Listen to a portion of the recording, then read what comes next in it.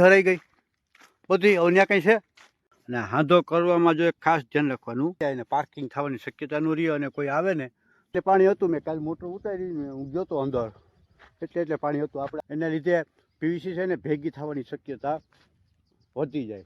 આપણે એક મિસ્ટેક થઈ ગયા, આમાં આવરી થઈ ગઈ છે. નાયડો હોય નાયડો. જય મુરલીધર ડાયરાને કેમ છે બધા? મજામાં જશો ને?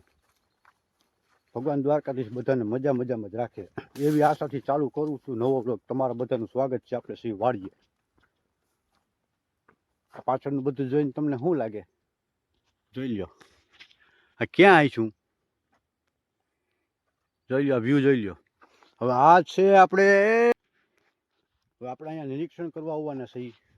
જ્યાં કેડી છે, કારણ કે એ 1000 ફૂટનો શાહ છે અને 800 ફૂટ બીજું 1800 ફૂટ ટોટલ પલો છે. જોઈ લો કટીર. આપણે નિરીક્ષણ કરવા આવ્યા છીએ અત્યારે. હાલો ઉપર આવી ગયા, જોઈ લીધું કેબલ ક્યાંથી પાથરવું. આપણા ઘઉં છે.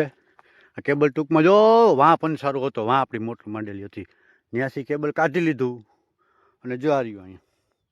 એ આ કટકોરો લીમડો દેખાય ત્યાં સુધી પહોંચ્યું છે. બીજું આપણે લેવાનું છે. અને વાતાવરણ આજ કીજો બગડી ગયું છે. આજ ગરમી છે બહુ. ચોમાસાની અંદર નો વાતાવરણ હોય એવું વાતાવરણ થઈ ગયું છે. કેબલ પાથરી દીધું છે આપણે સહેજ ડેમની પારી સુધી.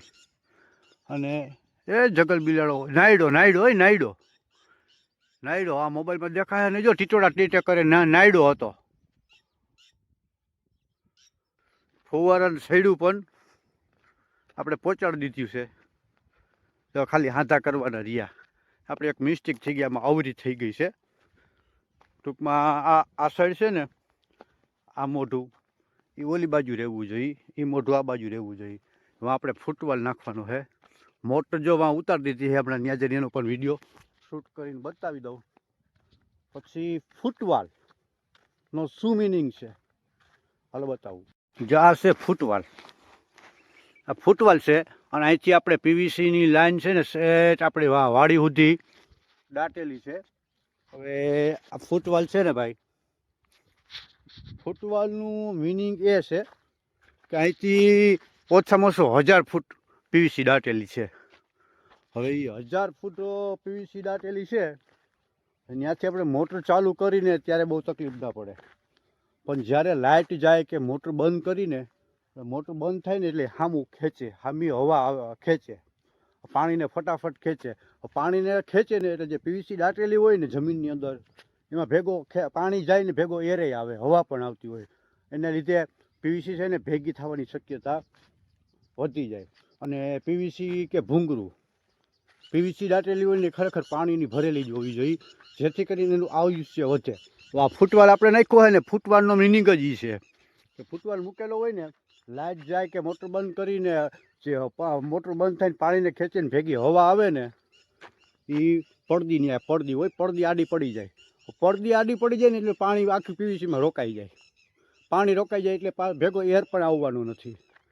એના માટે પીવીસી ભરેલી રહીએ, એર છૂટા આવે એટલે પીવીસી ભેગી થવાની જે શક્યતા હોય શક્યતા પણ નહીવત જેવી થઈ જાય છે. પીવીસીમાં પાણી ભરેલું હોય એનું આયુષ્ય વધે. એટલા માટે ખરેખર જે કોઈ ભાઈઓને ખેડૂત મિત્રોને લાંબી પીવીસી દાટેલી હોય ને અને તળ જેવું હોય કે ન હોય કે ના હોય, ખરેખર ફૂટવાલ નાખવાથી પીવીસીનું આયુષ્ય બહુ જાજુ બધું વધી જાય. ફૂટવાલ નાખી દીધો છે અને આ સાઈડું મેં કીધું બાય મિસ્ટેક આપણાથી ને અવરી મુકાઈ ગઈ છે. હવે હવરી કરીને હાંધા કરી લઈએ ફટાફટ. આપણે હાંધા મસ્તીના બધા થઈ ગયા છે. અને આ ફુવારાની સાઈડમાં છે ને આમ સારું ઉપાધિ જ નહીં, એક જણો હોય ને તો થઈ જાય. જો આ હાંધો છે, આ બીજી સાઈડ છે, આ પણ અલગ સાઈડ છે, વચારેનો હાંધો છે.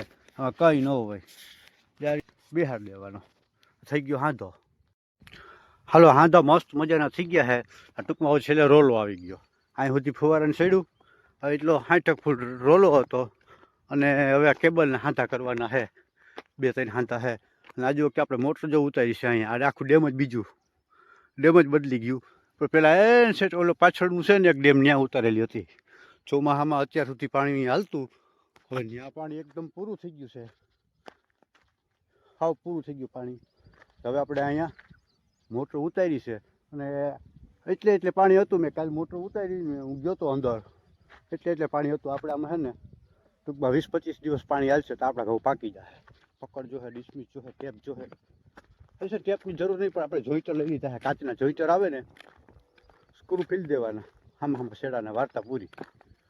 એટલે ફટ દઈને ખાંધો.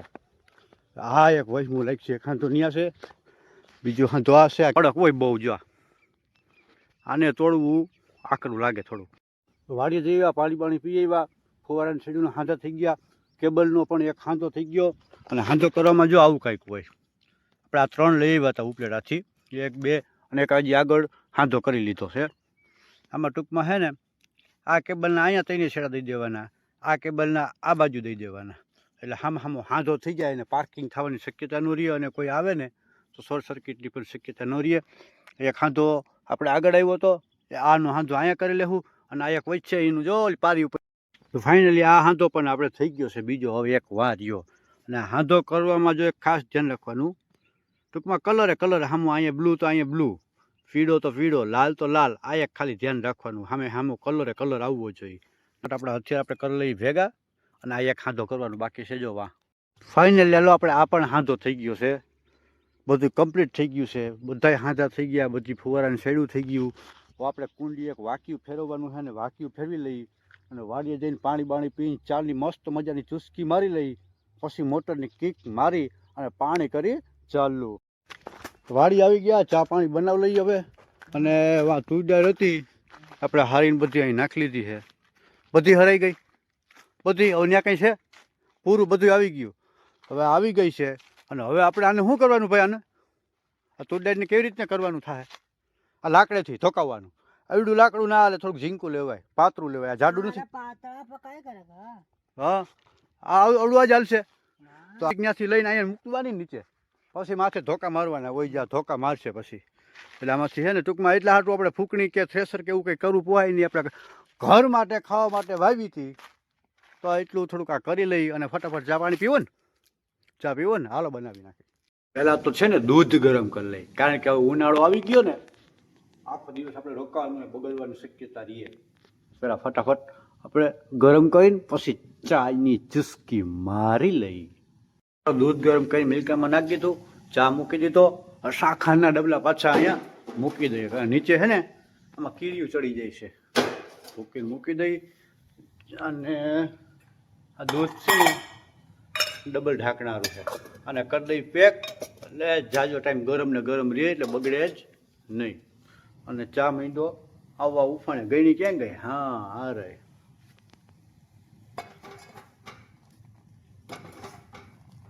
હાલો પીવો હોય તો આવી જાજો. અહીંયા આપણી મોટર હાલતી હતી એ ખાલી થઈ ગયું. આ ડેમ આખું ખાલી ખમ થઈ ગયું. પ્લેટ છે અને જગ્યાએ વાક્યું ફેરવવાનું છે, કારણ કે અહીંથી પાણી આવતું હતું એ પણ બીજી પીવીસીમાં આવતું હતું, વાંચે આવે એ પણ બીજી પીવીસીમાં. એટલે એક વાક્યું કાઢી અને બીજી પીવીસીમાં નાખવાનું છે કુંડીએ. હા ઘઉં 2 પાણી માંડ પીએ હવે. હાલો લાઈન બાઈન બધું બદલી ગયું છે. આમાંથી આવતું હતું પાણી, હવે આપણે આમાં આવશે. આ પાઇપ લાંબો કરીને કુંડીને ટેકો દઈ અહીંયા ધોધ પડશે. ફટાફટ હીક મારી ગણપતિ બાપાનું નામ લઈને